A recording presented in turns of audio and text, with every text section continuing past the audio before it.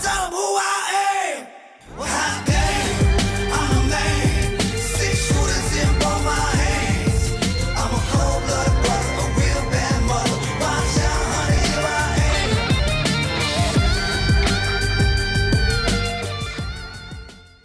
What is up, Revved Up Rebel Nation? We are back for another episode of Revved Up. I apologize. I was not able to do a show on Thursday. That was pre-scheduled. I mentioned that at the beginning of the Tuesday show. I had my hearing with the school yesterday, so I don't yet know what my fate is going to be, but, you know, it seems like it's probably already sealed. So who do we have in here? We got Tracy James. What is up, Tracy James? Knights Gambit. How you doing today? And Zach Horton in here. How are you guys doing today? I know we probably have a smaller audience being a Saturday show tonight. We should be back to the regular schedule Tuesday, Thursday, starting next week. But, of course, you know, things are a little up in the air with my job situation. So if I end up having to get another job, who knows exactly what the schedule will be long term. But let's see. We got Darrell in here. What is up, Darrell? Good to have you in here. How are you guys all doing today?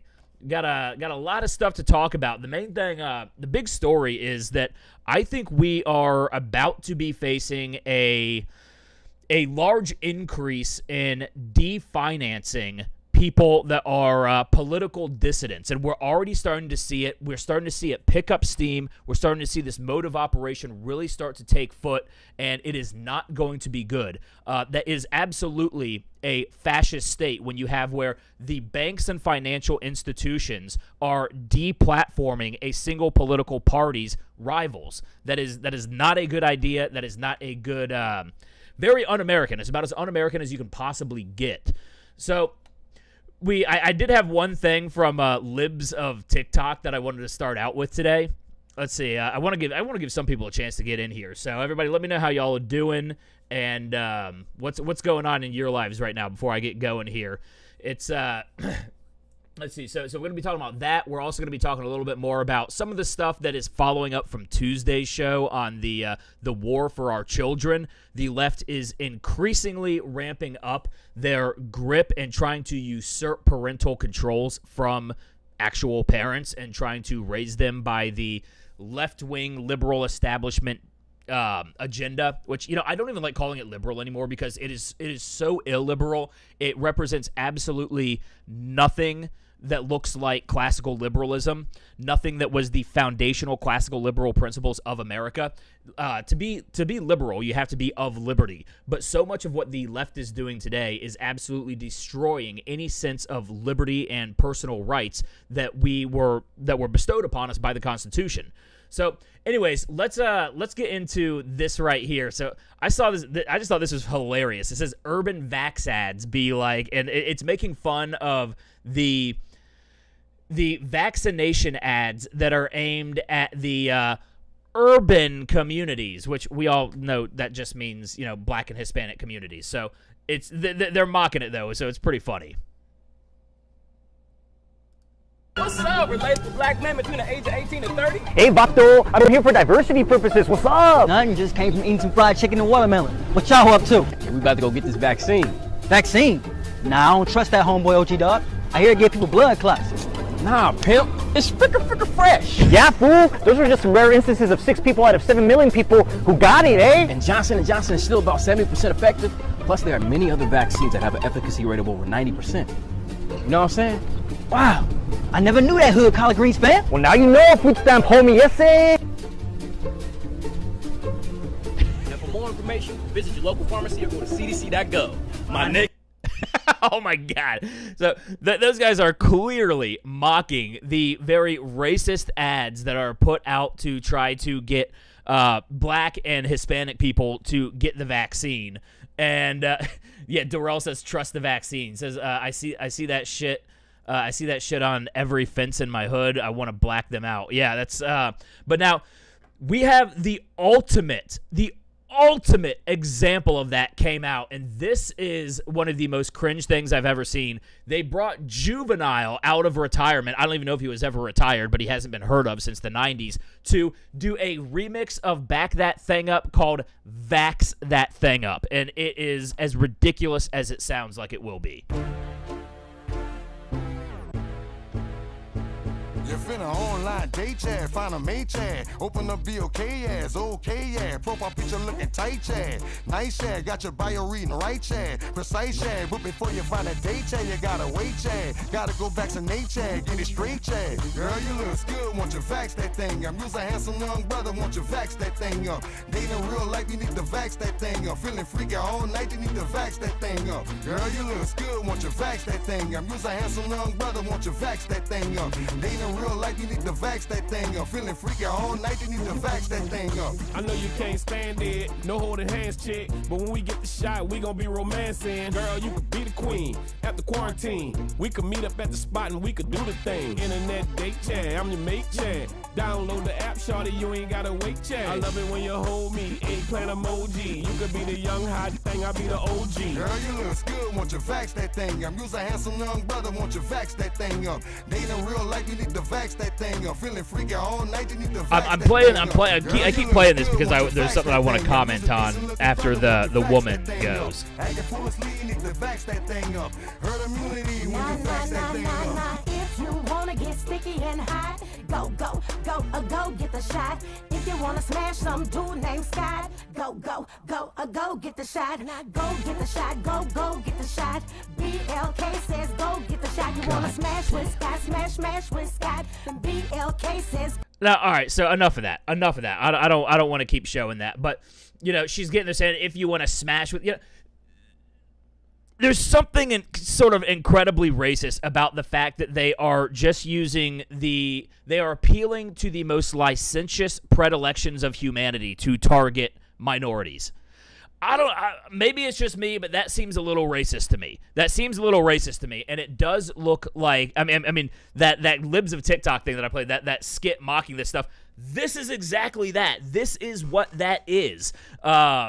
Slow Country says, I don't know if you've covered this yet, but the jab has graphene oxide in it. Yeah, I saw something that said that it was like 99% graphene oxide. And I mean, if you're looking out for your health and you take antioxidants, well, these are the oxides that you're supposed to get out of your system. And apparently they go and they just destroy your heart and different vital organs. Darrell says, if you want to fuck, get vaccinated. Yeah, that's pretty much what they're saying. It's just so much of, I don't want to sound like conspiracy theorist or anything like that, but I sort of have an idea. In the early days of hip hop, there was a lot of positive messaging. There was a lot of, fight the system and that kind of thing. And then when you had like NWA and all those people come out, it started turning to gangster rap. And I don't know. I'm just a little suspicious that all of that happened organically and that some of the modern hip-hop stuff is not being used to push bad lifestyle choices onto minorities. It's just really ridiculous. So we got PAEMT in here again. What is up, dude? Says they at least provide plenty of evidence on how truly effing crazy and pathetic they are. What pissed me the hell off is taxpayer money is utilized to pay for this bullshit. Exactly. And I mean, this is just such a. This is embarrassing for Juvenile, Manny Fresh, and whoever this Mia X is. I haven't really kept up with music in so damn long. I don't know. I know of Manny Fresh. I don't know any of his music. I don't know who Mia X is. Of course, I remember Juvenile from back when I was a kid. But I mean, this is such a desperate move. This is such a desperate ploy.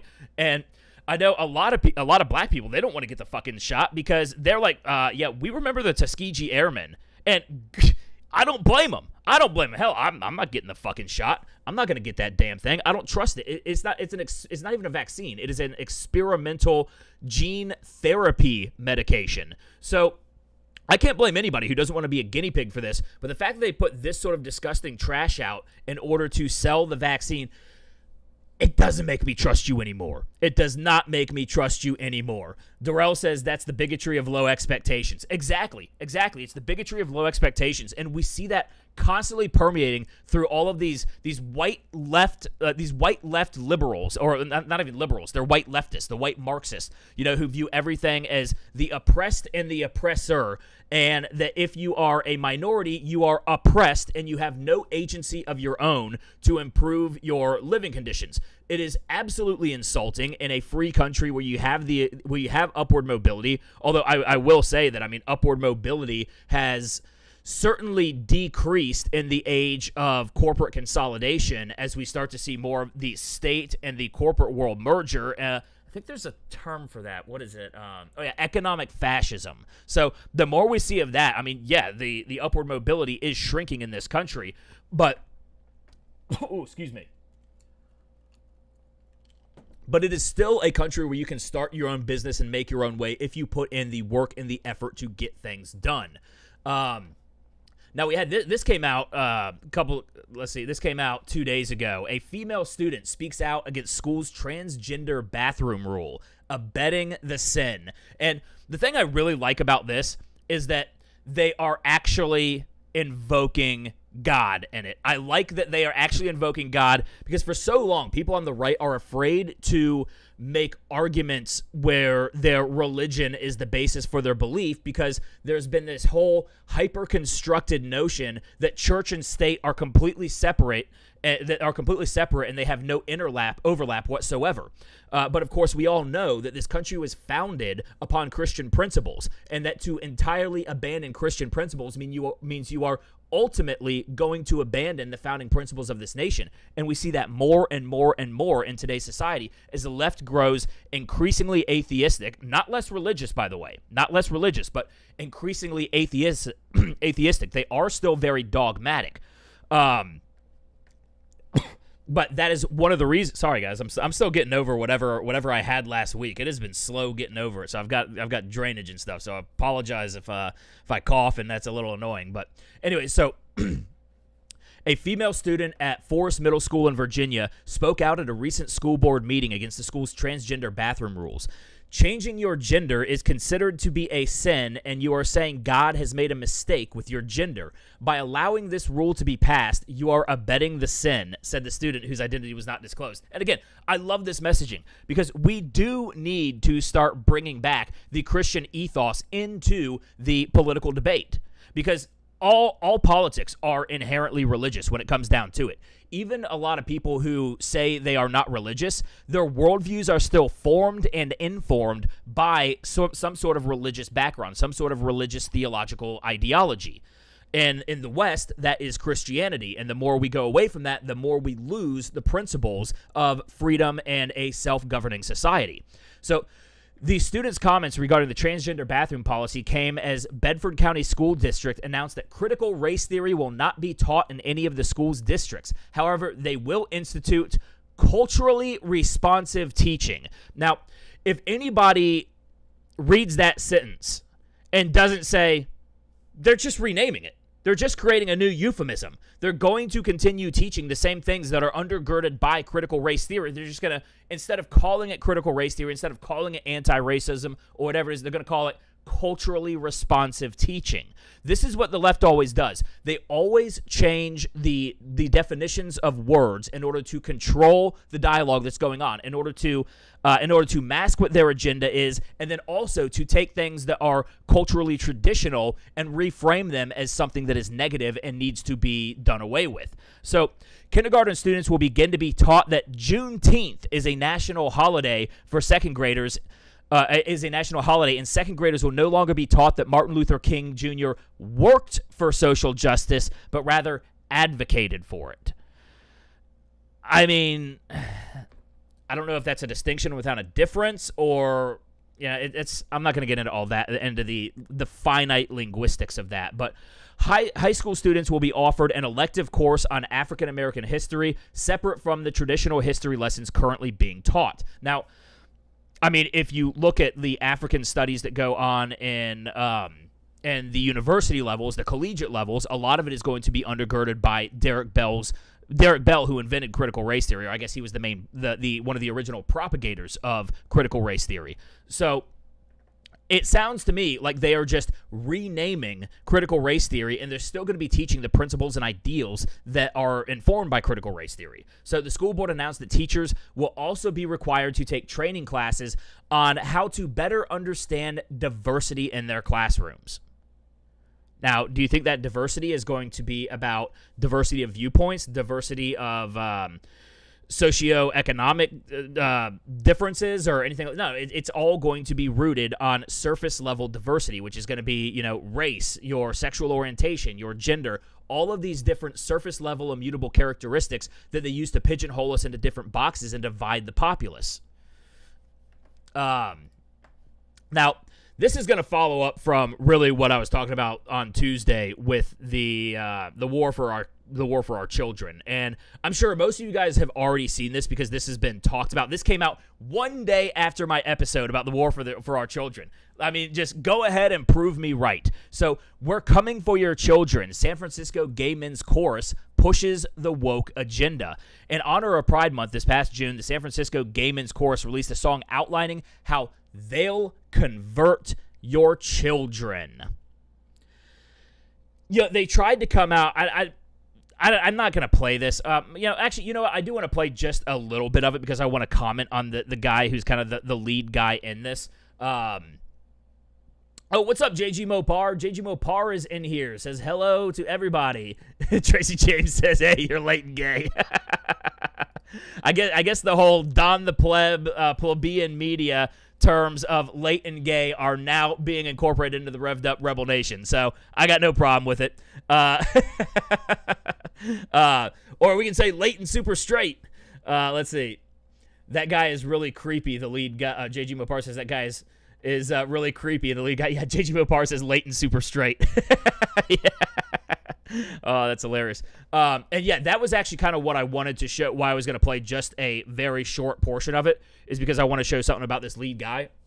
But they came out with some sort of statement afterwards where they were saying, oh, no, this is just a joke. It's tongue-in-cheek. These people can't take a joke. It's not a joke. Like, even if they said it in some sort of joking manner, you guys were all here for Tuesday's show. You saw that everything that they're joking about is what's actually happening. So it's almost like if you slap somebody across the face and tell them, what are you upset about? I was just joking. I was just joking when I slapped you. And then you slap them again. Okay, I wasn't really trying to hurt you. I'm just messing around. No. They are actually doing this stuff. They are actually going after the children. They have made a concerted effort in children's programming to get the LGBTQ messaging involved in children's programming.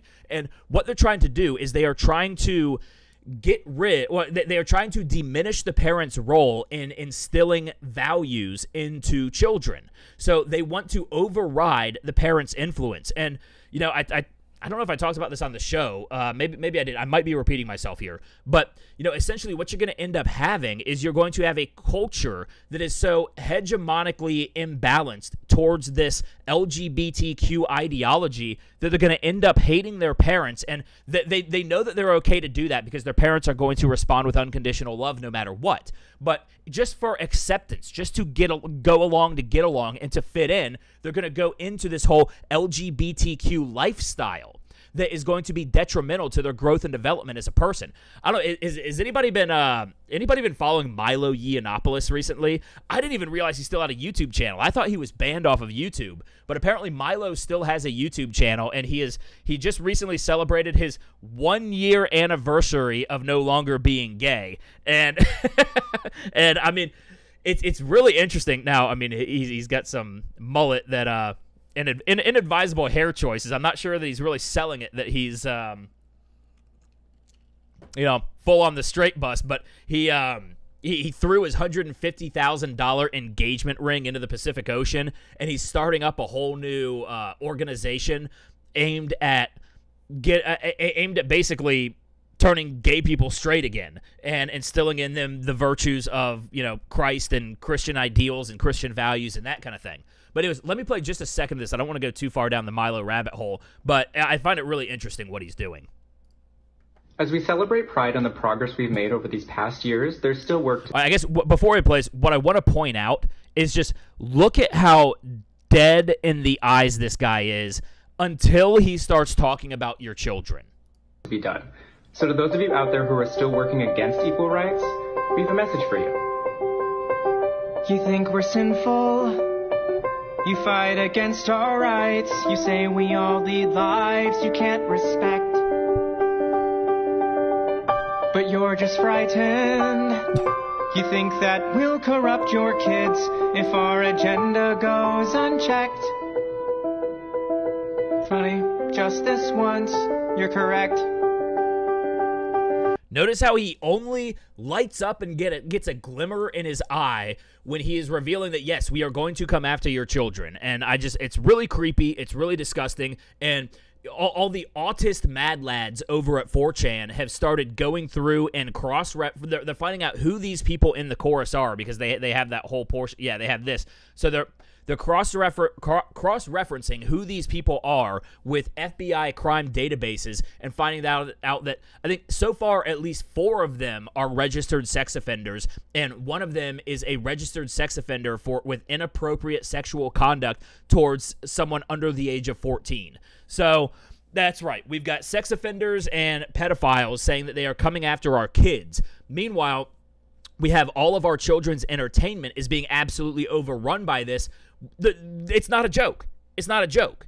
Just because you're mocking us doesn't mean that this isn't seriously your agenda. This is seriously their agenda. And even after they came out saying that it was joking, they came back to say, I forget exactly what they said, but basically that doubling down on what the message in the song was. They were doubling down on it.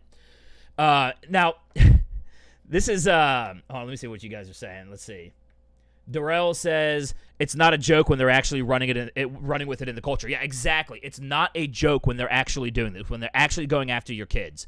JJ Mopar says, yeah, we're going after someone. Going after someone's kids will get you hurt. Exactly. And I don't want to reveal who, but somebody close to me, or I shouldn't tell that story. I shouldn't tell that. I don't want to throw anybody under the bus. Let's just say I know some people that are defending it and saying that, no, they're just talking about rights and acceptance and this and that. Well, that's bullshit. That's bullshit. Name one single right that regular Americans have that the LGBTQ doesn't. There's not a single one. I mean, hell, we redefined a millennia-old institution of marriage in order to incorporate you guys into it. Now, I wish we hadn't done that. I wish we hadn't, but we did. We did. The LGBT is the most overrepresented in our culture. I mean, there are far, from a proportionate standpoint, there are way more LGBTQ characters than there are LGBTQ people in the country in terms of proportion to the population. Darrell says that teaching kids about drag than teaching kids about consent and what feels good to pair with this, they really are pedophiles. Yes, they are. They are. There's a clip of Sargon of Akkad with Don the Pleb where he just says, everybody just needs to remember, the left are pedos, the left are pedos, the left are pedos, the left are pedos, the left are pedos. Whenever you think of the left, all you just need to think of is the left are pedos, the left are pedos. That is absolutely true. They are pushing this agenda, and I remember, I'm old enough to remember in the early 2000s when the Christian right was mocked for saying, okay, well, if we allow gay marriage, well, then what's next? Is it going to be transgenderism? And we all got mocked, said, oh, no, there's no such thing as a slippery slope fallacy, or there's no such thing as a slippery slope. It is a fallacy. The ink hardly dried on Ogerfell when all of a sudden the psychiatrics, whatever the psychiatric association is, took gender dysphoria out of the DCM, and all of a sudden transgenderism was being pushed on our culture, pushed on our society, and then pushed directly into our children.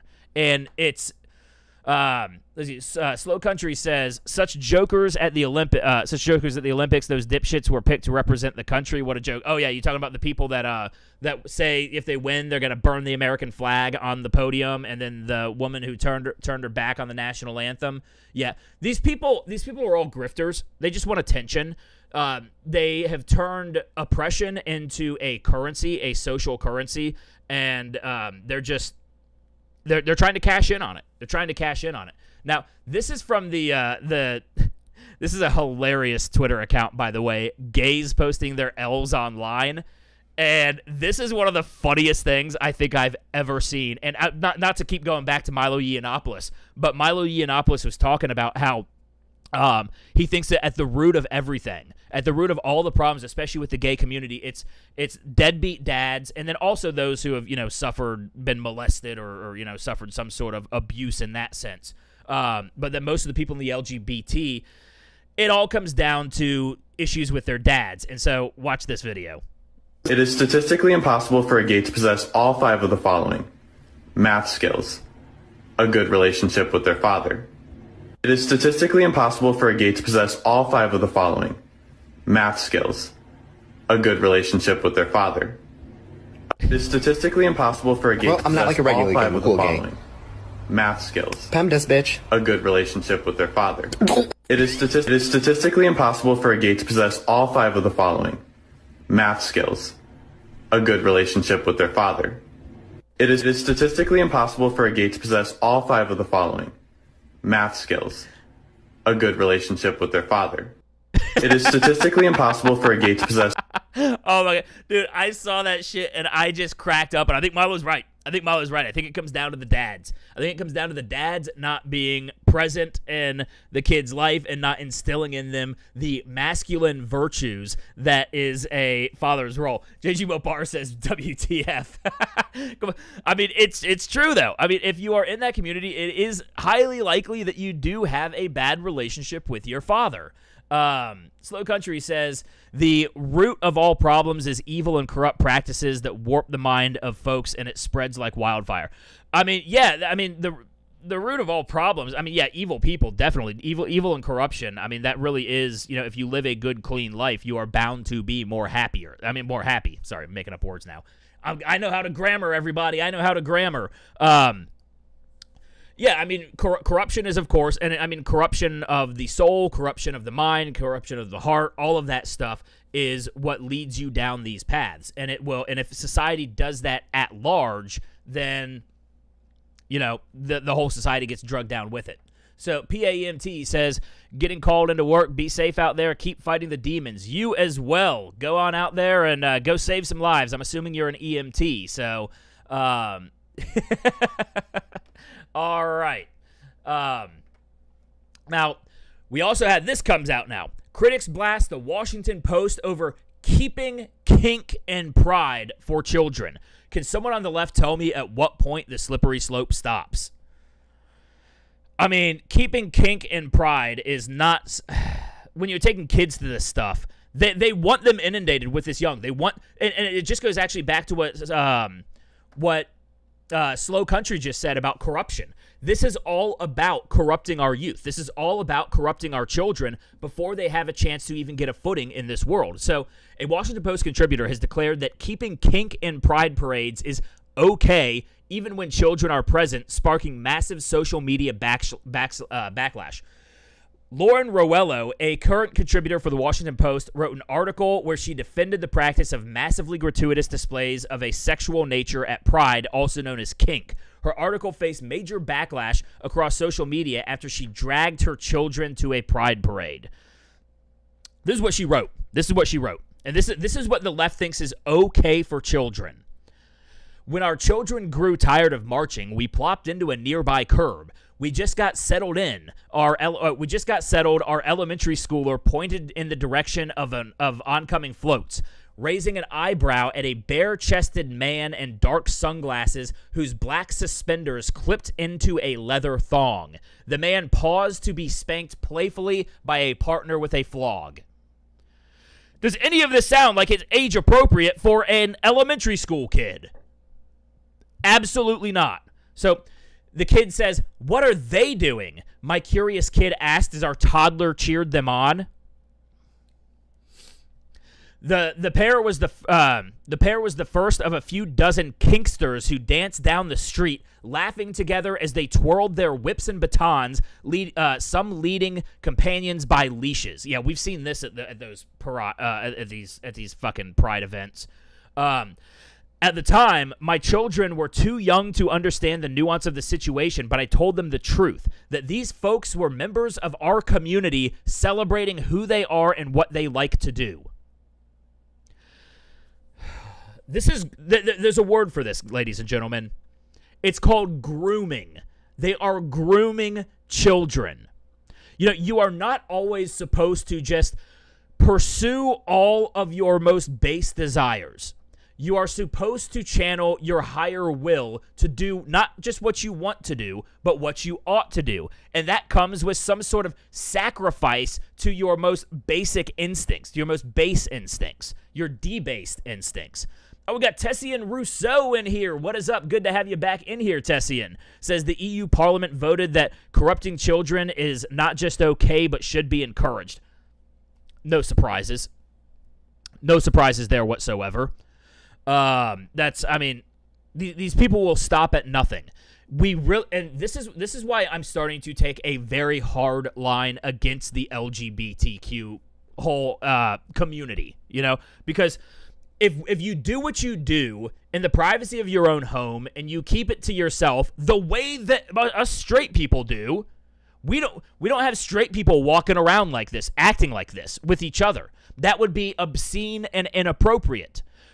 Just because they have some narrative of past oppression does not mean that we can let them get away with doing this kind of stuff. And anybody who speaks out against it, they go and they try to squash you. They try to destroy you. I mean, just look at the Masterpiece Cake Shop in Colorado, the one that keeps getting sued over and over and over again by the LGBT community, who are going in there demanding that he makes them cakes that he does not want to make because he's a Christian.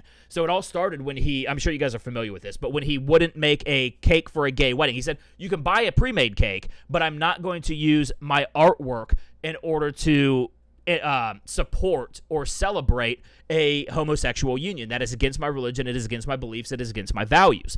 And ever since then, people have been going in there demanding that he makes them cakes for, transgender coming out parties and different things like that.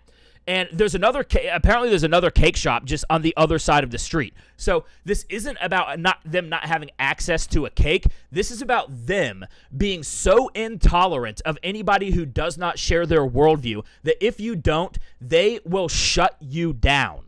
They will shut you down. They will destroy you. They will come after your business. They will come after your livelihood. This is not a live or let live community. We started going towards that live and let live community, and they have gone the exact opposite direction, and they are now out to oppress us. They are out to oppress Christians. They are out to oppress people who have traditional conservative worldviews. And it's happening every damn day, and it's happening increasingly. And so we just got to stand up to this stuff. Enough is enough. I've said before, we gave you every opportunity to include the LGBT into polite society, and all they have done is prove that they don't belong in polite society because they cannot act in accordance to polite society. And they demand that everybody else changes and sacrifices for them. And at the heart of all of this is pride. Pride, the deadliest of the 7 deadly sins, the worst of the 7 deadly sins. It is the one that cast Lucifer down into hell, from heaven down to hell. It was his pride. But because the LGBT has taken on this celebratory pride mode, they now have no humility, no shame, and it is like pouring gasoline on a fire that is just burning our culture to the ground. So Matt Walsh says, you should be in prison. I don't necessarily disagree. Emily Zanotti says, honestly, the title of this piece should be, I really have no personal boundaries, and I'm definitely raising my kid to have major hangups about sex that will ruin all of their relationships. Yeah, exactly. I mean, all of this stuff does destroy, it does destroy your ability to form functional working relationships. So, Allie Beth Stuckey says, so now that showing little kids kink at Pride is apparently mainstream enough to be written about in WAPO, can somebody on the left tell me at what point the slippery slope stops? What logical or moral obstacle stands in the way of progressives openly celebrating pedophilia? I think the only obstacle that stands in the way of that is just time. It's just time. 5 years from now, I bet you they will. If we don't take the culture back, let me add that caveat. If we do not take the culture back, then I do think that within 5 to 10 years, they are going to be openly expressing and advocating for the cultural acceptance of pedophilia. And we've seen TED Talks where they talk about this kind of stuff, where they talk about how this stuff needs to be normalized, how it's perfectly okay for I don't even want to say this stuff. It's so disgusting. It's so incredibly disgusting. Barrington Martin II says, Is this an open confession of being a pedophile? Serious question. Are you promoting the sexualization of children? You and the Washington Post should be in serious trouble for this. Exactly. They should be. They should be. But we have no standards anymore within our culture. No, actually, that's wrong. We do have standards because we have people getting canceled over running afoul of the neo-Marxist leftist standards that have been implemented in all of our institutions today. So we actually do have standards. They're just terrible ones. They're just awful standards. They are standards that are destructive. Tessian Rousseau says, pride. What the fuck do these assholes have to be proud of? What the fuck have they accomplished in their lives that entitles them to feel so proud? I'm not going to read that last part. But yeah, no, you're right. I understand the anger. I can see the anger in your text there. And it's absolutely justified. It's absolutely justified because as they made clear, they're coming for your children. They will not let you raise your children with traditional values and mores about sexual propriety and sexual values, sexual morals. They are going to take that away from you. They are going to usurp that control over your ability to raise your own children. And you should be angry about that. You should be furious about that. You should be fuming about that, and you should never fucking accept that. Oh, we got Lloyd Steele in here. Says, hey, Ram, you got my ear. Well, I mean, hopefully. I just wish this message reached more people's ears. We need to stop letting the leftist institutions browbeat us into submission. If I want to sit here and say, all right, you know what? It is time. Enough is enough. Line in the sand has been crossed. These people need to go back. We need to go back to how things were in the 1970s. We need to go back, or maybe even before then. We need to go back to this society where we do not accept this open and flagrant sexualization of our entire culture. And if they want to call me homophobic for that, I'll look at them in the eye and say, "Fuck you, goddamn communist." We cannot let them keep doing this. We cannot kowtow. We have such a problem of cowardice on the right. We have such a problem of not standing up for ourselves, of not saying what we truly believe, and because we have that humility, we have that humbleness, we have that shame. And they use our goodwill against us constantly in order to just run roughshod over us. Chase Winslow says, I feel like I can't accept anything anymore. Yeah, no. That's the thing is we need to stand firm. We need to plant our flag in the ground, and we need to not budge an inch and say, no, this is not, we're not going to tolerate this in our society. We're not going to tolerate, get all the fucking rainbow flags off of the display windows, off of the flagpoles, off of the fucking U.S. embassies. I mean, hell, they went so far, even our government went so far as to fly the pride flag at the embassy to the Holy See at the Vatican. That is one of the most disrespectful things I could ever imagine. Of course, then you see all these corporations, they change all of their logos to rainbow logos, but then you go and you look at their Middle East, their accounts for like BMW Middle East, BMW Saudi Arabia, and all that. Are those rainbow? Fuck no, they're not. Well, guess what? Maybe we need to start taking a page from the Middle East book. Maybe we need to start taking a harder line against this stuff. Maybe we need to deliberalize our culture just a little bit. So let's see. Chase Winslow says these people have completely lost the plot. Yeah, they've lost the plot, they've lost their minds, and they've lost their soul. They've lost all of it. So National File reported in March that Twitter had banned former Delaware Senate candidate and conservative commentator Lauren Witzke. I liked Lauren Witzke, for using the word demonic to describe the words of transgender activist Alok Vade Menon. Wait, is that the... I think that's the person that, what was her name? Demi Lovato. She was, when she came out as, oh, I'm non-binary, we're going to have a lock on. This is probably who she was talking about. So Lauren Witzke used the word demonic to describe Alok Vade Menon, which completely made up name, had declared that transgender women and young girls should use the same restroom because little girls are also kinky. Let that sink in. Lauren Witzke got banned from Twitter, suspended from Twitter for. So this is what this person, Alok, who we used to have asylums to put these people in. We used to have asylums. So from Women's Voices says, the narrative is that transgender people will come into bathrooms and abuse little girls. The supposed purity of the victims has remained stagnant. There are no princesses. Little girls are also kinky. Your kids aren't as straight and narrow as you think. And Lauren Witzke is the one who got in trouble for saying that was demonic. And it is demonic. You want to suspend me for that, YouTube? Suspend me for it. Fuck you. We cannot keep putting up with this shit. We cannot keep putting up with this shit. And then, of course, we had that teacher, that we talked about several weeks ago, who was working at those very prestigious New York prep academies that was showing pornography classes to high school students and showing first graders videos on how to touch themselves.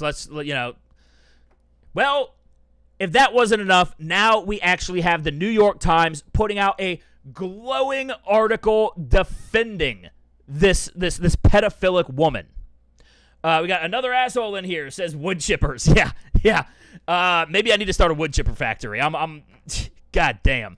Chelly Chell is in here. What is up, Chelly Chell? I have not seen you in here for a little while. How are you doing? Good to have you back in here. Tessian Russo says acid bath. All right, we're gonna start getting a little too Abu Ghraib in here. Let's not go that. Let's not start getting Abu Ghraib in here. We do need to still we can't get rid of all of our standards. I don't know, but I understand the sentiment, and I am, I feel you.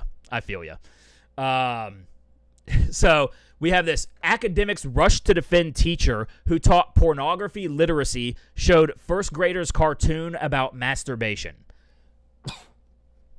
And so academics rushed to defend a former teacher at an elite New York City school who taught pornography literacy to high schoolers and showed first graders a cartoon about masturbation. Justine Ang Fonte taught sex education at Dalton School in Manhattan for 9 years, the New York Times reported, developing K-12 curriculums for students and speaking and offering workshops at other New York City schools. The sex educator sparked a backlash from parents when she taught 2 Zoom sessions to Columbia Grammar and Preparatory School on the Upper West Side in May to junior and senior high schoolers. So Fonte left the school in June, the third high-profile staffer to depart the progressive school due to parental outrage. Well, it is good to see that the parents are starting to get outraged, not only get outraged, but get involved, and that we're actually starting to see some results on this. This is what happens when we fight back with the same gusto that they fought us with. We need to stop being pussies. But educators defended the teacher's methods to the New York Times, saying that she did not teach anything inappropriate and that her methods were in line with both the National Sex Education Standards and the World Health Organization's International Technical Guidance on Sexuality Education, standards used in public schools in New York City. Yeah, great.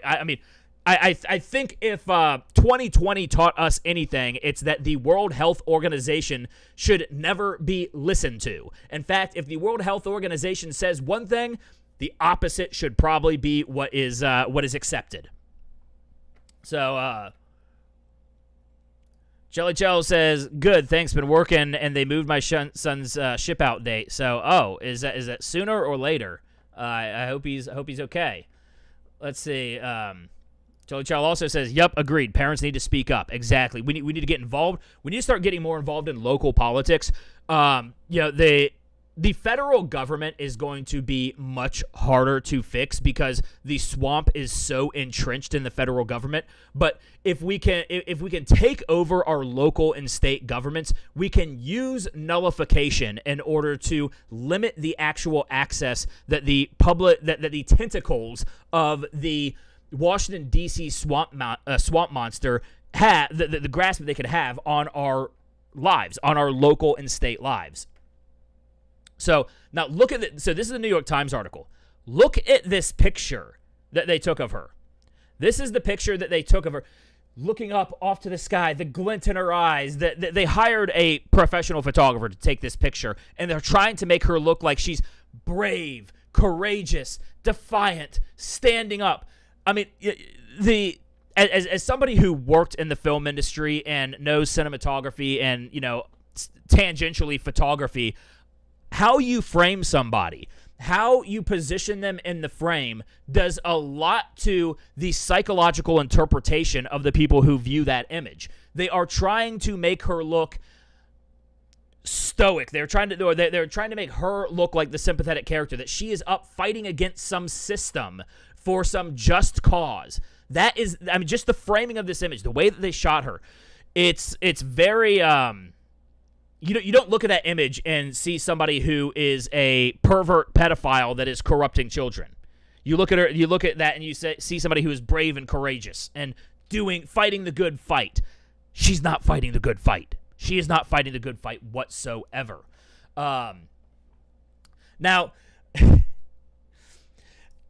you gotta love when the left just overplays their hands, and they do so constantly, which is why people are getting red pilled like crazy over the past over the past few years, really. I mean, because even during the entire Trump administration, the left wing establishment just continually overplayed their hand, and that's why Trump gained 13 million more voters in 2020 than he had in 2016. But he totally lost the election, fair and square, honk honk.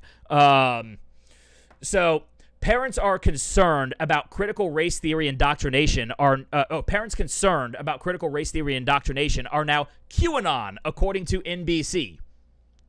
Because this is what the left does, and they do it effectively to people who don't have two brain cells to rub together, or who only ingest the fucking filth that the mainstream media actually puts out. They find these boogeymen. They find some boogeymen, whether it's Alex Jones, whether it's QAnon, whether it's now you see that they're the Proud Boys they're using the January 6th as a boogeyman for some growing trend of white domestic terrorists and all of this nonsense. So they find their boogeymen, and then they take everything that they can possibly do, or everything they can possibly find of their opposition, and squeeze it and compress it together under that umbrella. And they do it to great effect to people who are stupid and actually buy into this propaganda. But so Joy Reid has been vocal of late in discussing critical race theory, the divisive concept that demands that all events, both current and historical, be viewed through the lens of race and racism. Now, Reid claims that parents who are concerned about critical race theory indoctrination are QAnon, Trump-supporting, white nationalist, evangelical Christians. I mean, way to paint with a broad brush. So let's listen to this psychotic little bitch here. Insidious underbelly of the GQP culture war. Right now, in this summer before the next round of... You hear that? It's not the GOP, it's the GQP. The Q thing is gone. I don't know anybody who really follows the QAnon thing anymore. And if you go onto the it's not the Donald.win, it's now the Patriots.win. If you go onto there and start talking about QAnon, they'll kick you the fuck out of there. That whole thing was just, it was a LARP. It was a LARP. But anyways, so back to this video. Elections. Democrats across the country are preparing to run as they would normally run. But whether they realize it or not, they are running headlong into a cultural wood chipper. Because Republicans... Hey, wood chippers! Wood chippers! ...aren't running an election. They're waging an all-out war for power that increasingly is based on and steeped in the Trump cult and even white nationalism. And no matter how reckless and dangerous that is, they're doing it believing it will move white voters. Look no further than the ongoing hysteria over race content. First of all, I don't think that they're doing it in hopes that it will move white voters. In fact, I think more that this is just an observational thing. I have no data to back it up, but it does seem like the people who are standing up against critical race theory more and more are actually black people who are able who believe it or not, liberal establishment can actually have thoughts of their own and see that all of this propaganda from the critical race theorists is really little more than the old KKK rhetoric, the old racist rhetoric. Just education, what they are shamelessly and falsely misrepresenting as critical race theory. Radicalized parent activists across the country are targeting school boards with behind-the-scenes help from conservative groups. Protesters are swarming those meetings, vowing to revolt against a curriculum they've labeled unacceptable and reverse racist. And leading the charge in this fight is, you guessed it, nobody uses the term reverse racist. We just say racist. By the way, what is up, Barracuda and Richard Jones? Welcome to the show. Welcome back. Yeah, nobody uses the term reverse racism anymore. That was a term that that people on the right stupidly use because it's not reverse racism. It's just fucking racism. It's just, racism is racism is racism. Right-wing media. Yesterday, Fox News mentioned critical race theory more than 100 times before 2 p.m., I should say. And then there's Fox's fear-mongering standard-bearer Tuckums, who went full 1984, denouncing what he called the greatest threat to our society. Now that... it's civilization ending. That is gaslighting. To say that Tucker Carlson goes 1984... what? I'm pretty sure it's the right that's trying to put, or the left, that is trying to put together their whole ministry of truth, as we've seen from their constant battle to fight disinformation, which essentially just means anything that goes against their narrative. This is the gaslighting that they do. It's Saul Alinsky's rules for radicals. Always accuse your opposition of doing precisely what you are doing. I'm not going to play any more of this, but I just wanted to point this out, that they're now saying that to be concerned about critical race theory is to be QAnon. The two have literally nothing to do with each other. Literally nothing. But that is what they do. They try to compress everything of their opposition under some sort of boogeyman umbrella, pack it all in there, package it up, and sell it all as one thing. We're not that fucking dumb. We're not that dumb. But now we're seeing that parents say that kids were expelled from school as a retaliation for opposing critical race theory. So now these schools are taking out their parents are going against the critical race theory in these schools, and the schools are taking it out on the children. That's evil. That's evil. So 2 Ohio moms are speaking out after a private school expelled their children following their public campaign against critical race theory. I feel like it's unfortunate that when you are speaking out and you are trying to say your truth, I hate that term, your truth, unfortunately, there are people who want to retaliate against you. In this case, they retaliated against our children who are innocent, Andrea Gross, one of the 2 mothers, said.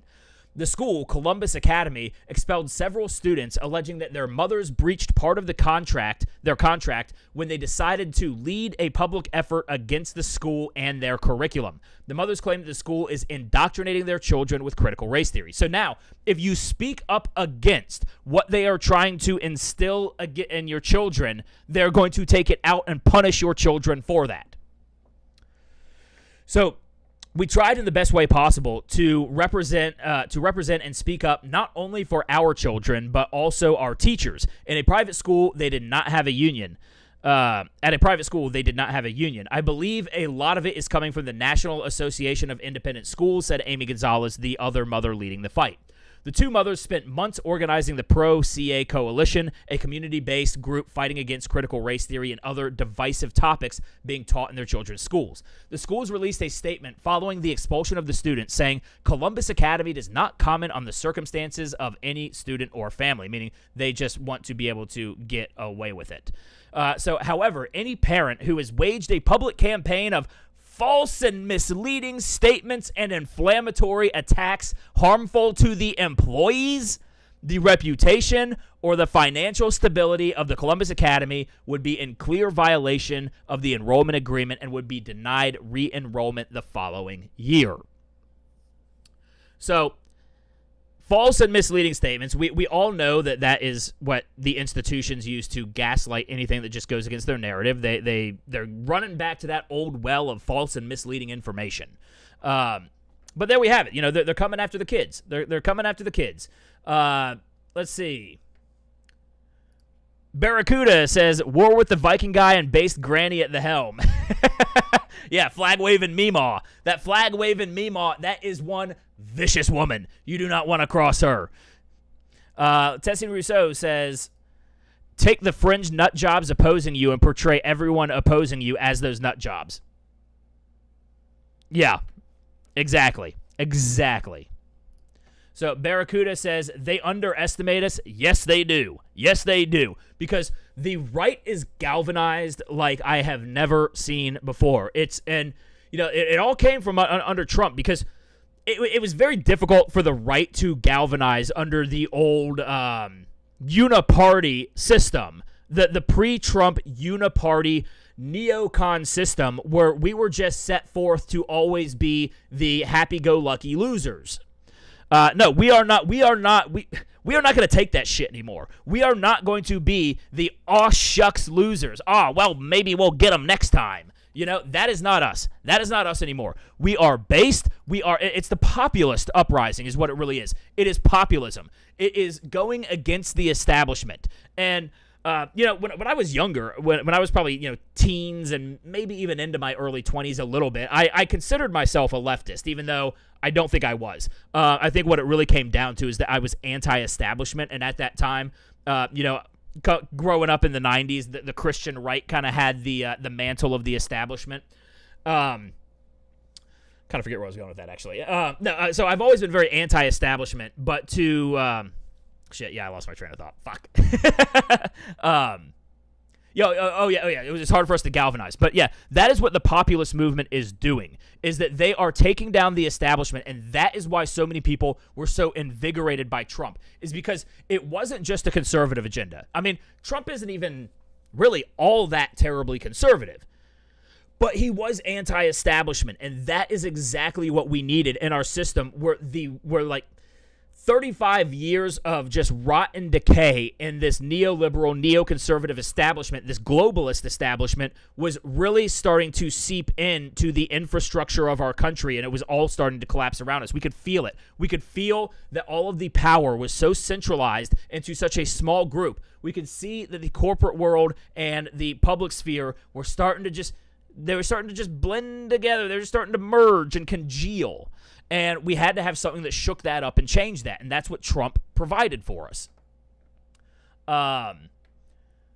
So Lloyd Steele says, it's a theory, not fact or truth. Right, Ram? Yeah, critical race. Yeah, it's not even really a theory so much as it is a Molotov cocktail into the traditions of a culture. So let's see.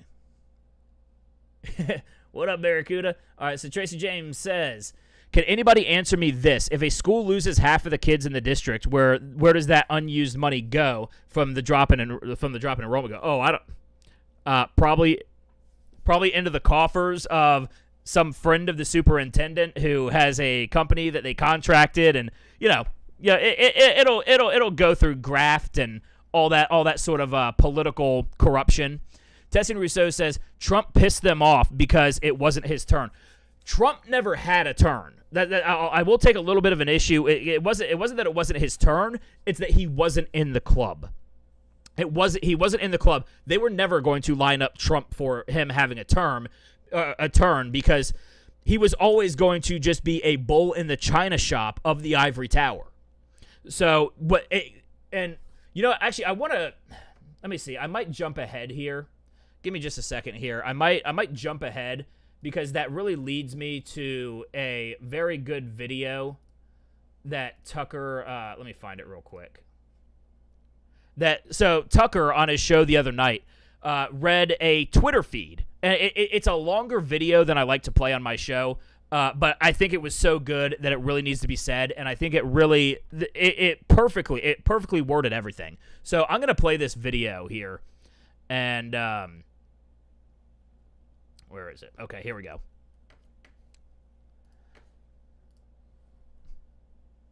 Well, the U.S. presidential election took place a little over 8 months ago, and even now, many people who voted for Donald Trump believe there was something fraudulent about the whole thing.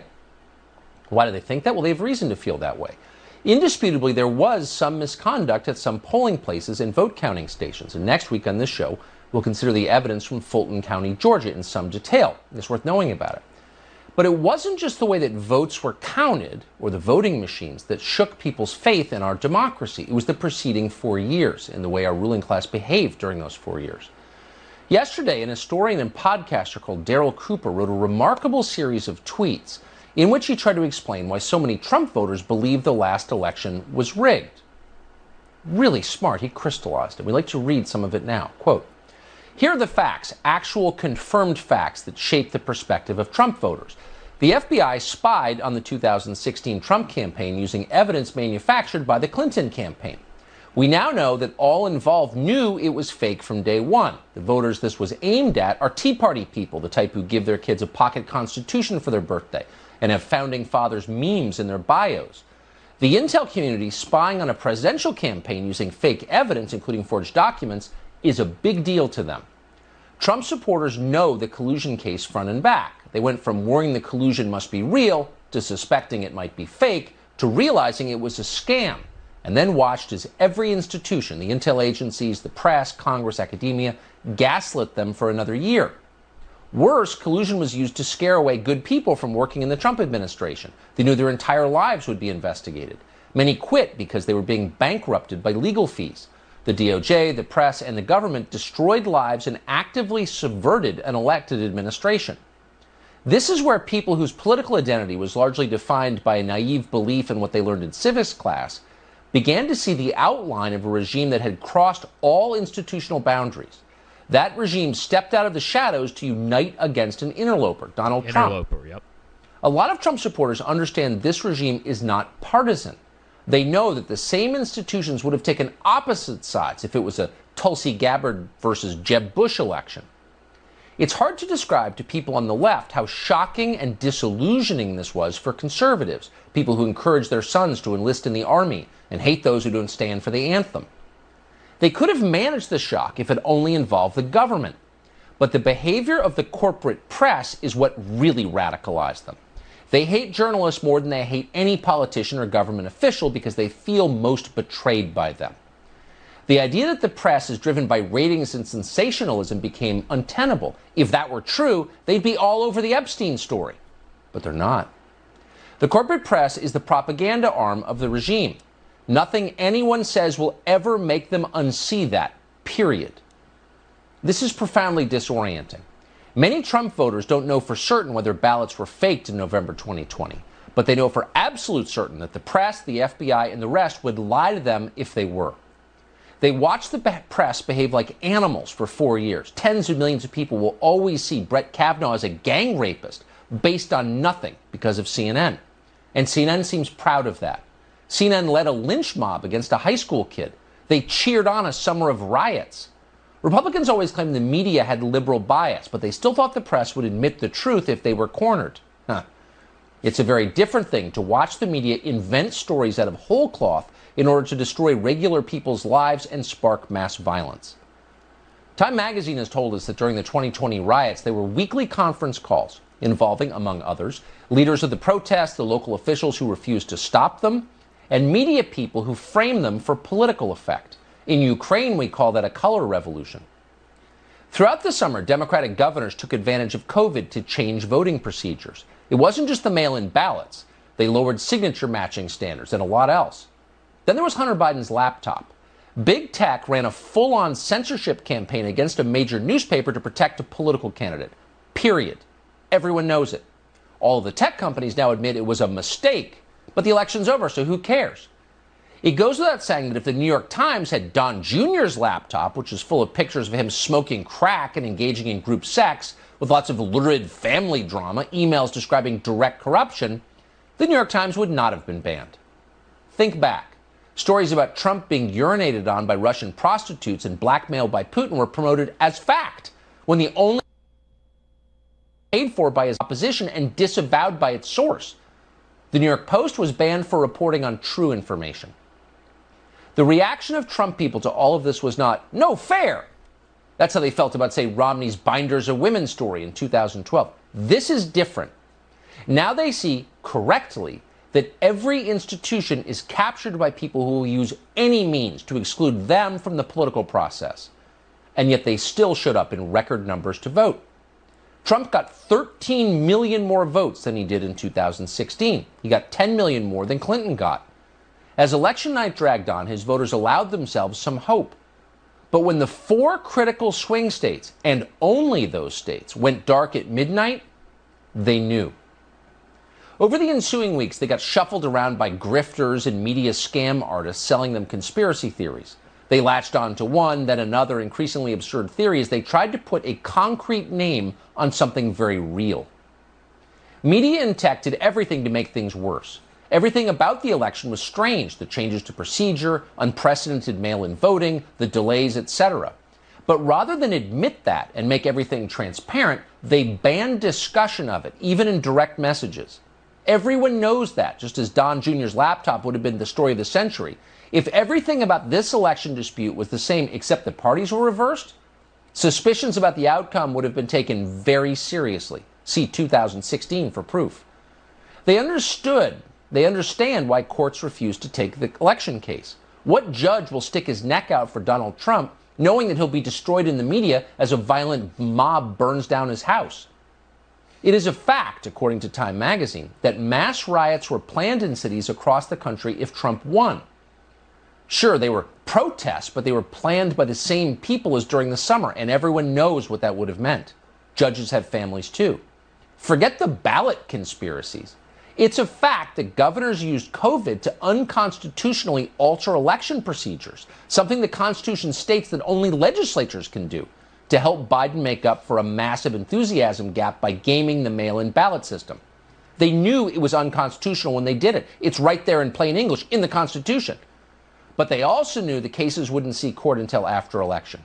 What judge is going to toss millions of ballots because a governor broke the rules? The threat of mass riots wasn't implied, it was direct. And he goes on.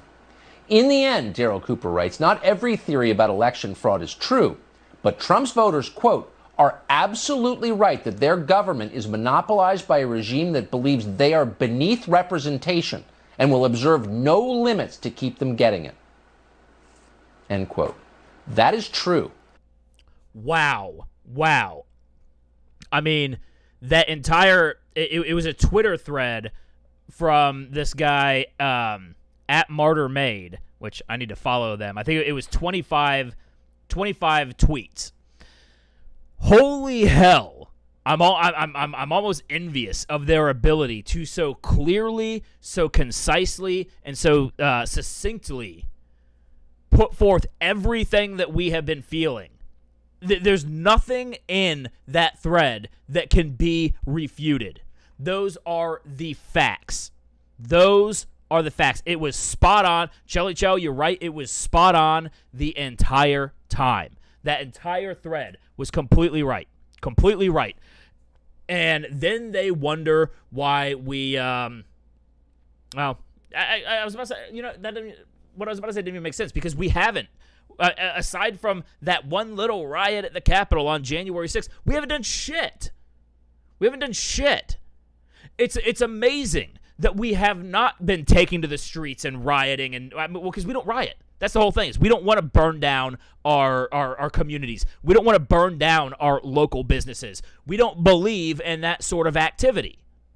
And I still think that January 6th was likely promulgated by agent provocateurs and FBI plants, which we know that there were FBI seated, or there are federal agents seated at the riot, and we know that there were left-wing agent provocateurs in there because we've seen John Sullivan, the Black Lives Matter activist, in there. Chase Winslow says, why we rage metaphorically. Yeah, that's a good way to put it. That's a good way to put it. Everybody wonders why we rage metaphorically. True Grave is in here. What is up? Says, good evening. I know, super late, super gay. Good to have you in here, buddy. Good to have you in here. So, yeah, I had that scheduled for later in the show, but I wanted to go ahead and get to it because it kind of went with what we were talking about there. But I do also want to point out one more thing about our education before we get there, before we get to a good win that we just had. So we have this. Biden says 12 years of education not enough. says Americans should have a minimum 14 years of schooling. This is precisely what you would expect from an inefficient and ineffective establishment education system. We refuse to fix the quality, so we're just going to increase the quantity. That is precisely their answer for this. So instead of fixing the curriculums, instead of saying, you know what, maybe not every student has to learn chemistry. Maybe we need to teach some woodworking. Maybe we need to teach some mechanics. Maybe we need to teach some classes that show kids how to do their taxes. Maybe we need to offer some entrepreneurial classes. They don't bring that stuff up. No. We're just going to give you a whole bunch more of the same with our left-wing indoctrination centers. That's really what this is about. They want us institutionalized. They want us institutionalized from the moment we're able to waddle into a classroom as a toddler to the time we're able to leave and recite all of these multi-syllabic nonsense theories that come out of the halls of academia. They want us institutionalized from cradle to, not cradle to grave, but I mean, you will be cradle to grave. If you get that institutionalized that young, you are going to live with the consequences of an institutionalized mentality. So during a press conference in Crystal Lake, Illinois, Wednesday, in which Joe Biden issued remarks on his Build Back Better agenda, because that's not also the motto for the Great Reset, Biden stated that Americans should be receiving more education. Does anybody think in the 21st century, with the change that's taking place in technology and across the board, that 12 years of education is enough to be able to live a middle-class life? Hold up. What does your education in an institution, what does that have to do with your ability to live a middle-class life? I know lots of people who did not finish school or did not go to college. In fact, I think most of the richest people in the world didn't go to college. They didn't go to college because they saw it for what it was, an institutionalizing system that trains you how to be a cog in a machine, not a driver of a machine or a builder of a machine. So, we've decided that we have a minimum of we should have a minimum of 14 years of education. Biden goes on to quote his wife, Dr. Jill Biden, not a real doctor. Any nation that out-educates us is going to out-compete us. Well, you know that our education system is bad when our education's response to improving the educational system is just making more of the same, just making more of the same failed educational structure. So that's why I want to guarantee an additional 4 years of public education for every person in America, starting with providing 2 years of universal, high-quality preschool for 3- and 4-year-olds, said Biden, adding that he was building on what the governor of Illinois is doing. Again, they want to get the kids young when their brains are still when their ability to think, their ability to process ideas and information are still just beginning to develop. That's when they want to get them into the halls of the white cinder block schools and start institutionalizing the kids. They have to stifle all of the creative growth that a child has by not being institutionalized at their earliest developmental stages. No, they need to control that. So the proposed idea would result in 2 years of preparatory preschooling, the 13 years that already exist as our foundational schooling, and 12 years of community college. 17 years of schooling for American people under the proposed idea for Biden. Of course, they are going to control the educational system from the top down, as they always do. I believe it was Joseph Stalin once said that education is a weapon whose effects depend on who is holding it and at whom it is aimed. Remember that, ladies and gentlemen. It is time to get our kids out of the institutions. There was a time. This nation was built by people that didn't go through 17 years of indoctrinating, institutionalizing educational systems. It was people who were able to figure things out for themselves. The best education comes simply from having a curious mind. a curious mind where on your own you can go and research and learn anything that you want. The structure of an institutionalized school does actually more to hinder your ability to learn than it does to actually propel it. Now, of course, I understand that people need structure in their lives, but sometimes it's on the person, it's on the kid, it's on the parents to create that structure, but then also give a little bit of free range for exploration, for the ability to learn what you want, to figure out what you are good at, to find your calling, instead of just sitting there doing multiple choice standardized tests to find out what percentile you stand compared to all the other kids in this prescribed way of doing things. With these certain memory skills. You know, a lot of it comes down to memory skills. That's what a lot of the standardized testing is. It's who can best remember and retain information told to them. But here is a big win. So Nebraska Governor Ricketts designates July as Victims of Communism Remembrance Month. Yes. This is based. So in Nebraska, Governor Pete Ricketts issued a proclamation at the end of June designating July 2021 as Victims of Communism Remembrance Month in the state. Let's make that a federal thing. If the fags get their month, so do the victims of communism. I think one was slightly more oppressed than the other. So, Zach Horton says, but they learn nothing. Testing Rousseau says, after that, professional schools and low-end jobs. Yeah, well, I mean, the trade schools, if you go to a trade school, I mean, hell, if you become a plumber right now, you're gonna do much better than most of these kids that are spending $250,000 on some education and underwater transgender basket weaving with a minor in lesbian dance theory. So, J.G. Mopar says Trudeau is a piece of work. What a pussy communist. Oh yeah, I mean, well, Trudeau. He was on video recently saying that he wishes that he could be a dictator like Xi Jinping. He wishes he could be a dictator. True Grave says I'm going to have to drink bleach and wash my mind out after this video. Sorry, bro. Some things you can't unsee. Just like that. Tucker Carlson, or what Tucker Carlson was reading. He said something, you can't unsee it. Nope. We have seen what the establishment is. We have seen what the agenda is. We have seen what their plans for us are, and we cannot unsee it. So, in Nebraska, Governor Pete Ricketts issued a proclamation. Okay, sorry, I read that part. According to a press release from the governor's office, an estimated 100 million people died from political purges, religious persecutions, mass starvations, and other crimes against humanity carried out by the communist regimes such as the Union of Soviet Socialist Republics, the USSR, and the People's Republic of China. Joined at the June 30th ceremony were Nebraskans familiar with communist... Actually, hold on, let me go back, because that 100 million is actually a very conservative number. I think that number is at least 120 million, and likely if you were to factor in everything, you could probably climb that number up, getting closer to the 200 million death count range. But... Joined at the June 30th ceremony were Nebraskans familiar with communist oppression, including former state senator Lydia Brash, whose family escaped from Ukraine as Soviet tyranny increased. Brash said during her speech that her immigrant parents told her America and its freedoms were a glimpse of heaven.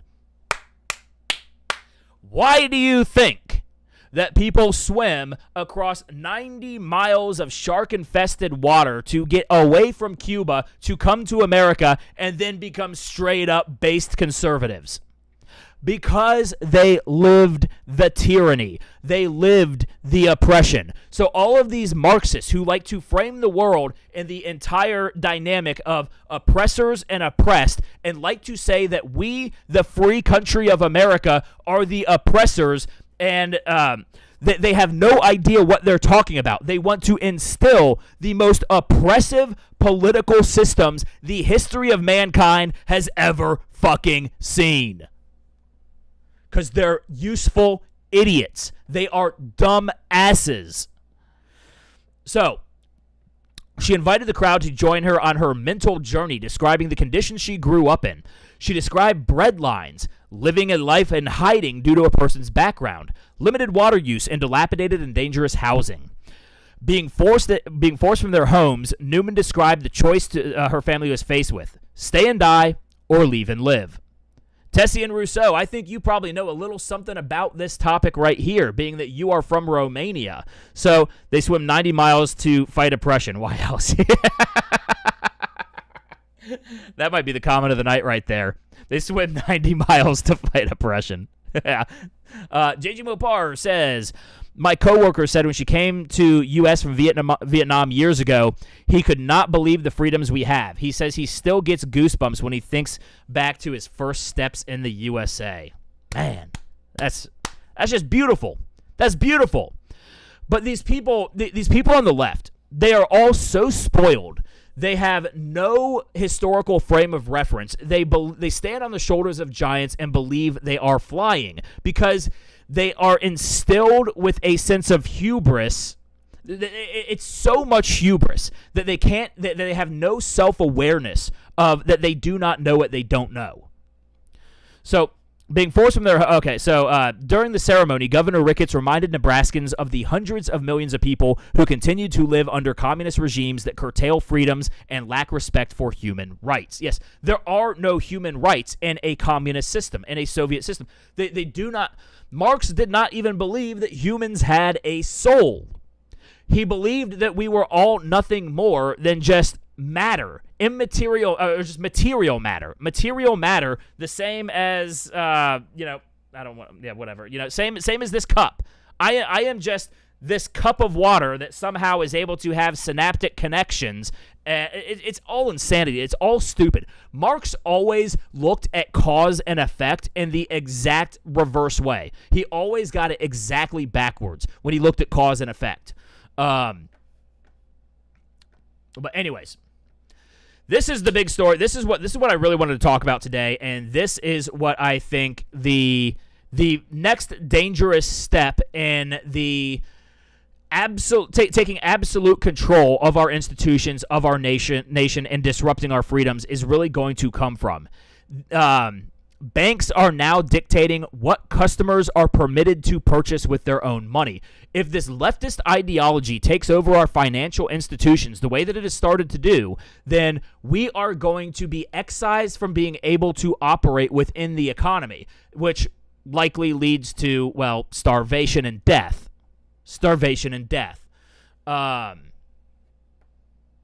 So banks are now dictating what you can and cannot purchase with your own money. Banks are now making purchasing decisions for their customers. So this is from David Schwartz. So it says from Barclays, "Hi there. It's our responsibility to help protect your money. With this in mind, we've taken the decision to stop payments made to credit/debit card to Binance until further notice to help keep your money safe." You see how they always do this? They always say that they are doing something for you when they are not letting you do what you want to do, when they are limiting your freedoms. It always comes cloaked in this disguise as, oh, we're doing this to protect you. No, they're doing this to protect the central banks and the fiat currency, which are soon going to be fucking worthless and replaced by cryptocurrency. Which, all of our fiat systems, they have no actual material backing to them. They only have, I think fiat actually means, what is it? It's Latin for, God, I forget what it is. Something about like, it is because I say it is. So it doesn't have any true value. It just has value because we're told it has value. So David Schwartz tweets, "We live in a world where banks protect people's money from being sent to the place they specifically asked to send it, where banks keep your money safe from going where you want it to go. Meanwhile, governments have policies to make it very difficult for you to avoid using financial intermediaries whose policies dictate how you can spend your money. The war on cash is about to force people to use intermediaries with unappealable power over your spending." So they are going to control what we are and are not able to purchase. And then more and more, they are going to start blacklisting, ostracizing, and ejecting people out of the economic system as a whole, as we see now from a news story from the Gateway Pundit. Capital One cancels Proud Boy leader Enrique Tarrio's credit card over adverse past or present legal action. Oh, we got Sensei of Song in here. What is up? Yeah. Sensei Song says fiat. Let it be done. Yes. Yeah. Let it be done. That's what it is.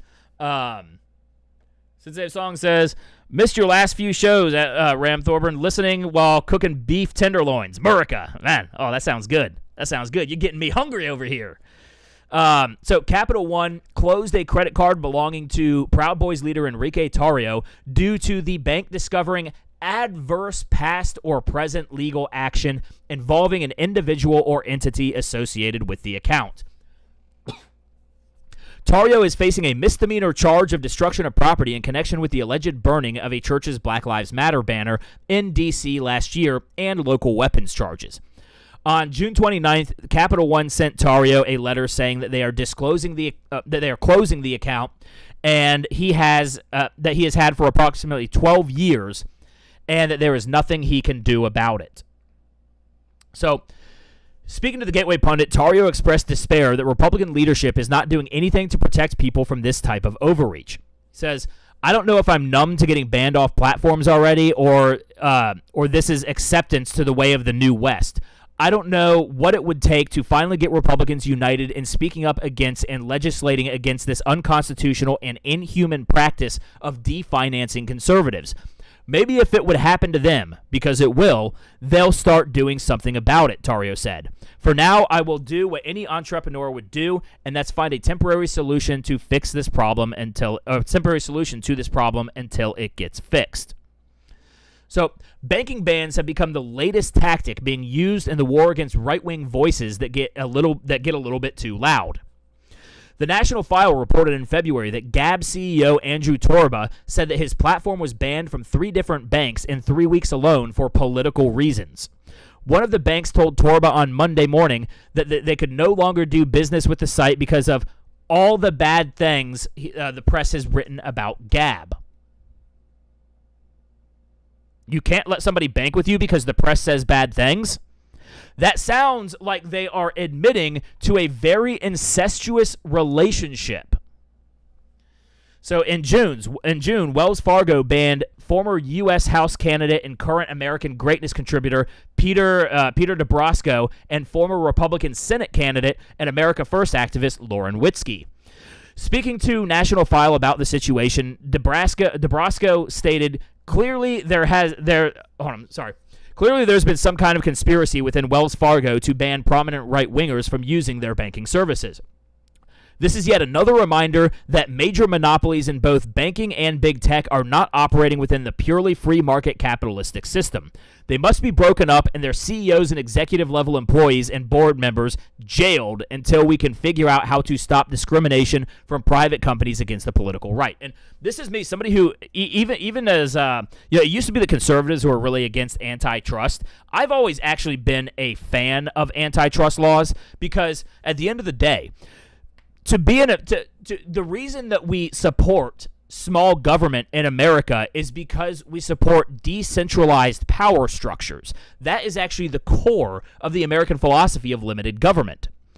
But the government doesn't necessarily mean, or it's not necessarily true that government is the only form of a centralized power structure that can be formed and be oppressive. So when you have these corporations that form monopolies that actually merge with the government and to create regulations that make sure that they don't have any competition, that their competition gets priced out of the market, taxed out of the market, whatever, you are still working under an oppressive power structure.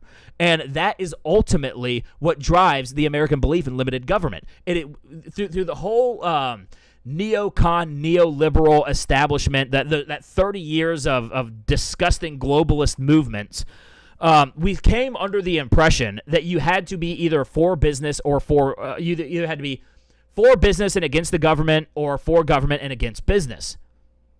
No, that was how they used the Hegelian dialectic to split up both of us and then capture both sides to move the goalposts forward no matter which side won. So, let's see. Shelly Chell says, do they stop doing business with murderers and rapists too? Oh, no. Come on. They're just murderers and rapists. They're not political dissidents. I mean, Jesus. Tracy James says, Ram, you're an hour and a half in. Yes, yeah, I've been keeping track of the time. I got to make sure I'm out in under 2 hours. So JG Mopar says, we need to vote in more MAGA people into government. Screw the rhinos. They don't have our backs. Now, fuck the rhinos. Get the hashtag Rhino Safari, everybody. Hashtag Rhino Safari. We are getting rid of those rhinos. Tessie Rousseau says, in a decade or two, they'll replace the euro with a digital currency. Yeah, I mean, I think, ultimately what all of that is about not allowing you to send your money to Binance is that they view it as a threat to their current fiat currencies. Metal Minister is in here. Says leftists gonna leftist. Yes, they are. They are gonna do what they do. But now, so we just mentioned Gab and Andrew Torba and him getting banned from 3 different financial institutions in 3 weeks. Well, they strike Andrew Torba again. So Gab reveals they've been canceled by another bank. Torba slams financial persecution. And by the way, if you have not followed me on Gab already, I am on Gab. It's actually probably my favorite, my favorite social media platform at this point. You actually get interactions on there. You actually get interactions on Gab, whereas opposed to Twitter, I just send something out and it reaches like 3 people. So Gab reveals they've been canceled by another bank. Torba slams financial persecution. Multiple banks have now shut down the accounts linked to Gab or Torba for seemingly no reason other than politics. Gab's Andrew Torba revealed on Tuesday that yet another bank, BB&T, has shut down their account for seemingly no reason other than politics. In a letter addressed to Torba that he posted on Gab, BB&T, which merged with SunTrust in 2019 to become Truist, informed him that they made the decision to close the bank account. They made a decision to close his bank account with them.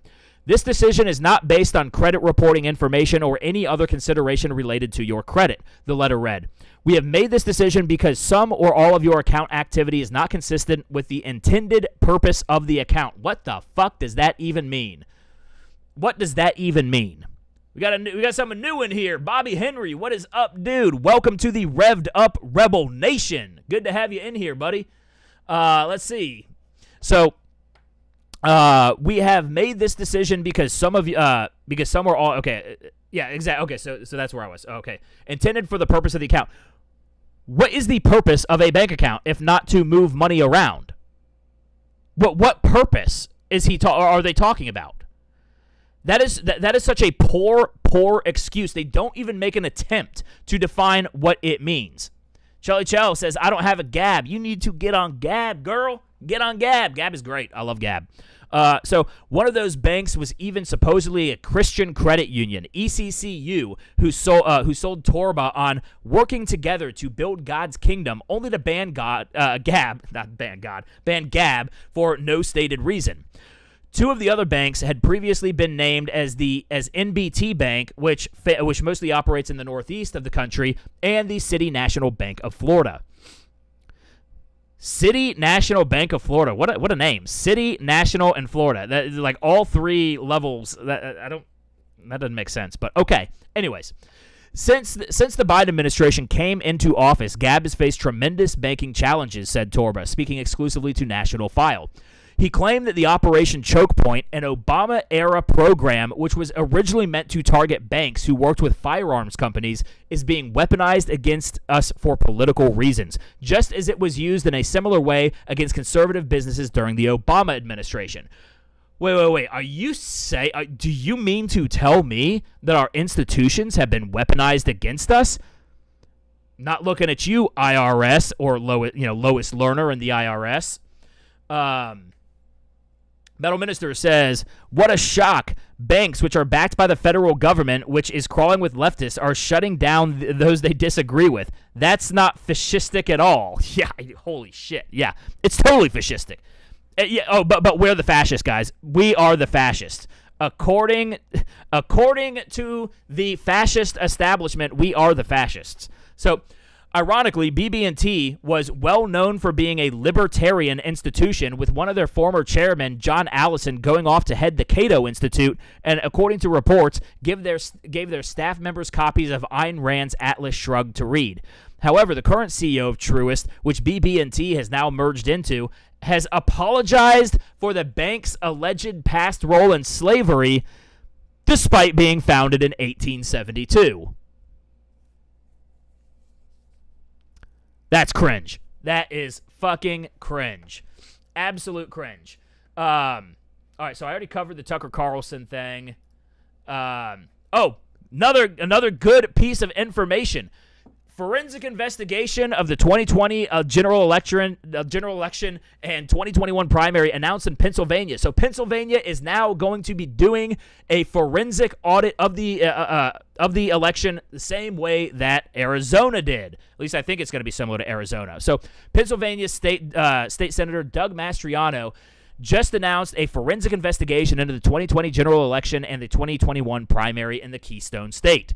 The following has been communicated by Mastriano via press release. Don't really need to read all this. I think we pretty much just get the gist of what that means. We don't need to go into the depths of it because we've been following what's been going on in Arizona, but this is a big win. We need to have these audits. We need Michigan to have these audits. We need Wisconsin to have these audits. I think Georgia is doing like a limited audit. I'm actually not entirely sure what's going on in Georgia, to be honest. But we need Utah. We need Nevada. Hell, we need all 50 states to have a audit of this past election because I think we're going to find out some crazy shit. And who was it? I forget his name. He runs an organization that was looking into the election and everything.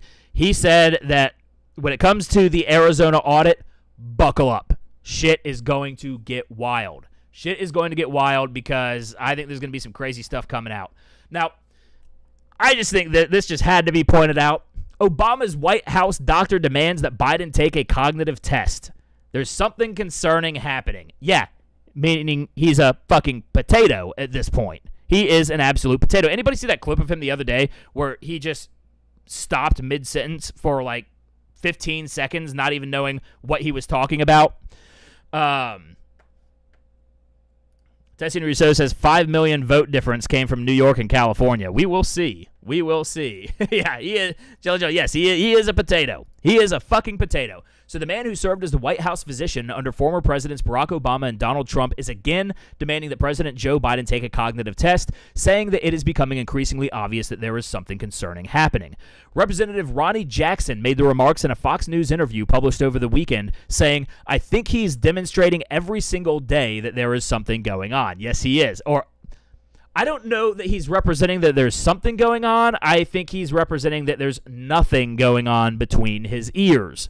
So you don't need to be a physician to look at his behavior and see that there's something concerning happening, Jackson said. You can go back. There's 40 years of tape on this man. He's always made gaffes and stuff, but these are different. He's confused. He's disoriented. We all know people who are 100 years old and basically are sharp as a tack, and we know people who are in their mid-60s and are having some cognitive difficulties. And I think he's on that end of the spectrum, Jackson continued. He's just not aging gracefully at this point. I'm just asking them, when you do the physical exam, include the cognitive assessment. As far as I'm concerned, the standard precedent has been set, and they need to follow and do the same. But we all know that they're going to be running a protectionist racket against Joe Biden because I'm not sure that they actually want Kamala Harris to take the office because we all thought that, it was going to be like a year or so, and then they were going to 25th Amendment Joe Biden, or Joe Biden was going to resign, and then they were going to shoehorn Kamala Harris in there. There's a lot of infighting going on between the Biden camp and the Kamala Harris camp. And I don't think the establishment is really all that high on Kamala anymore because she has shown an absolute ineptitude at handling any situation whatsoever as even just being human. The way that she laughs nervously at the most inopportune moments, she just seems like a cold, callous, psychopathic bitch. She just does. But that's not the only person from the Obama White House that is now stepping up and calling into question some issues about Joe Biden. We now have Obama ethics chief warns on Hunter Biden art secrecy. It's the perfect mechanism for funneling bribes to the president. Chrissy, what is up? I think you are new in here. I'm not sure if you've been in here before or not, but welcome to the Revved Up Rebel Nation. Good. Welcome to the show. So now we have Obama's ethics chief coming out against Joe Biden. So Walter Schaub, the former director of Obama's Office of Government Ethics. Anybody else want to venture to guess that was the least utilized that was the least utilized branch of Obama's White House? The ethics department. They were probably pigeonholed back into a corner and cut off from all communications in the Obama administration.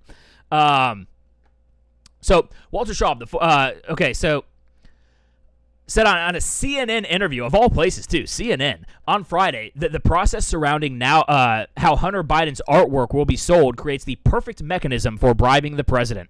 Schaub's Joe Biden susceptible to fraud? Why, I never. Jesus, I mean, he's one of the most corrupt politicians we've ever had. So Schaub's comments come after White House Press Secretary Jen Psaki said on Friday that keeping the identities of those who purchase Hunter Biden's artwork a secret provides quite a level of protection and transparency. Wait, what? What? So, keeping secrets provides transparency? Because are they even trying anymore? Are they even trying in their attempts to gaslight us?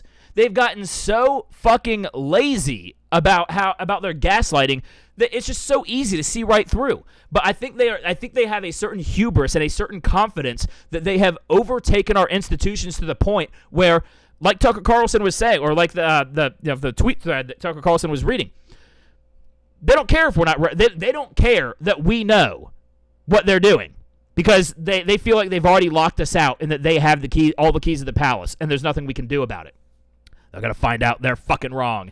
So, Schaub noted that there is nothing that can be done to monitor the situation to make sure that Hunter Biden or anyone in the White House doesn't find out that the dealer keeps their promise, that the buyers don't call the White House, ask for a meeting, and say, hey, I just bought the president's son's art for $500,000. Schaub said that the situation is a perfect mechanism for funneling bribes to the president. Now, I'm not going to play the whole, I don't think I'm going to play the whole interview, but to see that it was actually on CNN, of all places.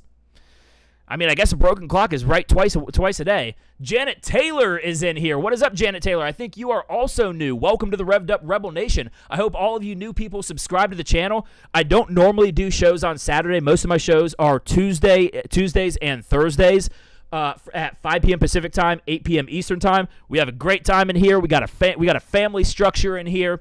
So come and get to know the Revved Up Rebel Nation, and I hope to see you guys back here on Tuesdays and Thursdays. Chelly Chell says that they feel like they've already backed their supporters into a corner, or their supporters into a corner, and they will stay on their side no matter what due to pressures and to save face. People don't like to admit when they're wrong. Oh, yeah, I know. Man, the people on the left that are just so dug in and entrenched into this establishment, it's the ego. It's the ego. It's too much of a hit to their ego to turn back and say, I was wrong about everything. Because what that would do is it would crash and demolish their entire worldview. It's too jarring for them. They cannot handle it. So they will just stay dug in and just ride this deep state institution into the ground if they have to, at whatever cost. So that's a very good observation, though, Chelly. So let's see. I'm going to play a little bit of this interview here. Schaub is the former head of the Office of Government Ethics under President Obama. Walter, thanks for being with us. So some of those safeguards put in place are neither Hunter Biden nor the public will know who bid on or purchased the work. And if there's unusual behavior like the offer being too high, the collector doesn't appear to be interested, the gallery is expected to turn down the offer. You don't think that's enough. Why? No, I mean, they have outsourced government ethics to an art dealer. She mentioned industry standards. It's an industry that's notorious for money laundering. There's no standards in that industry. And the idea that they're going to... The art world is the money laundering apparatus. I mean, it is the industry for laundering money because the value of anything is entirely subjective. Something is worth whatever somebody will pay for it. Anybody seen that It's Always Sunny in Philadelphia? Frank goes in there. Oh my God, I'm not going to go down that. It's hilarious though because it really just goes to show that it's completely subjective. Everything with the art world, between its value, its merit, both when you have an industry where both value and merit are totally subjective, you don't have any sort of standard. There is no standard to bear. Going to flag any overly priced offers. Well, this is art that hasn't even been juried into a community art sale. How are they going to decide what's unreasonable when they've already priced it in the range of $75,000 to $500,000 for a first outing? This is just preposterous and very disappointing. And Walter, just explain, why would the White House be the intermediary for the art sale? I mean, I think that what Jen Psaki was saying was that they thought that this would be a way to head off any ethical concerns, but you're shaking your head. Yeah, they've absolutely made it worse for two reasons. One, what they've done is ensured that neither you nor I nor anyone watching this show will know who buys the art unless they share it publicly.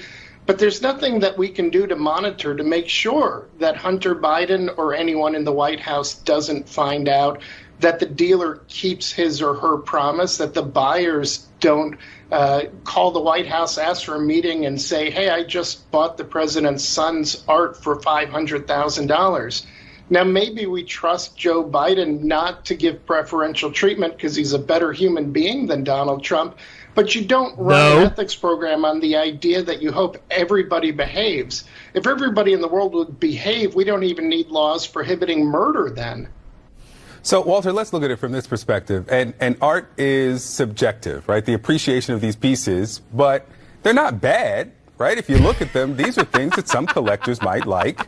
Are you kidding me? Is there a way that Hunter Biden could now become this great emerging artist and sell them for a price that... This shit is garbage. This shit is garbage. See, actually, I want to play just a little bit more because I think CNN is about to try to defend this whole process. That, this great emerging artist and sell them for a price that matches the market that would not run afoul of ethics concerns.